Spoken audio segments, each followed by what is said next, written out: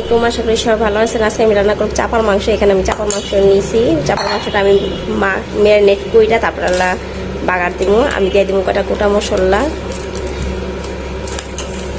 দিব পেঁয়াজ,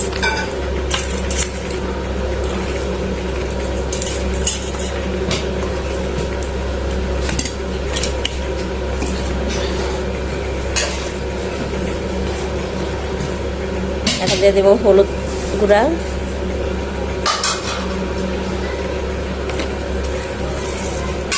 মরিচ গুঁড়া,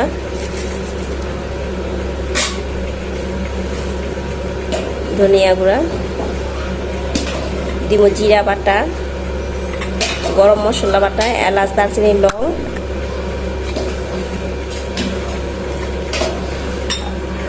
দিব আদা রসুন, লবণ। এখন দিয়ে দেবো তেল। আমি এখন মাংসটা ভালো করে মাখায় নেব।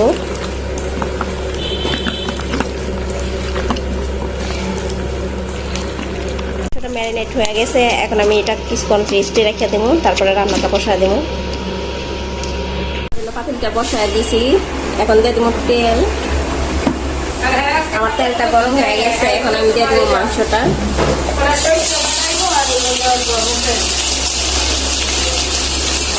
মাংসটা আমি ভালো করে ভাজিয়ে নেবো, ভাজা ভাজা করে তারপরে রান্না করবো। মাংসটা আমি একেবারে ভাজা ভাজা করে তারপর পানিটা দেবো, কষাবো। সেটা সুন্দর ভাজা হয়ে গেছে, তেলের ভিতরে আমি ভাজিয়ে নিচ্ছি। এখন আমি দিয়ে দেবো পানি, দেখে খুব সুন্দর কষানো হয়ে গেছে। এখন আমি দিয়ে দেবো পানি।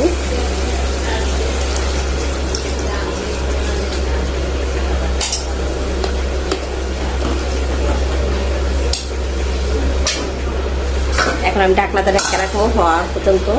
আমার গরুর চাপার মাংসটা কি অবস্থা, আমার মাংসটাও কিন্তু হয়ে গেছে। এখন আমি আর রান্না করবো না, হয়ে গেছে। আমি এখন জিরা ফাঁকি দিয়ে নামা ফেলবো। এটা নামাইলে আরো টাইমে দেখবো জল যতটুকু আছে। আমি জিরাটা ভাজা রাখছি, এখন ফাঁকিটা দিয়ে দেবো।